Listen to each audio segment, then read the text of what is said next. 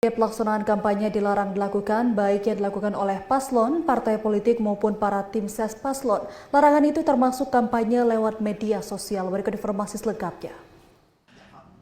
Di dalam masa tenang pelaksanaan pilkada, seluruh peserta pilkada dilarang melakukan kampanye, termasuk melalui media sosial. Media sosial menjadi salah satu fokus utama pengawasan, mengingat platform ini sering digunakan sebagai alat kampanye yang cepat menyebar. Panwasli telah berkoordinasi dengan pihak terkait untuk memantau aktivitas di berbagai platform digital selama masa tersebut. Kebijakan ini bertujuan menjaga kondusivitas dan memberikan waktu kepada masyarakat untuk merenungkan pilihannya tanpa mempengaruhi kampanye politik.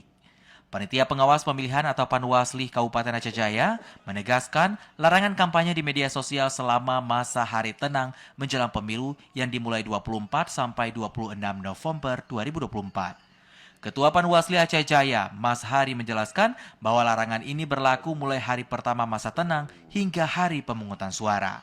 Pada tanggal 21 November 2024 bernomor 198 PM 00 sekian itu kami juga merinci bahwa kampanye yang dimaksud baik kampanye secara kegiatan atau pertemuan, kemudian alat peraga kampanye, media sosial, itu semua bersih, tidak ada lagi kegiatan kampanye dimulai pukul 00 tanggal 24. Terkait di media juga kami telah mengimbau untuk pasangan calon, media sosial apapun itu dinonaktifkan sejak tanggal pukul 00 tanggal 24.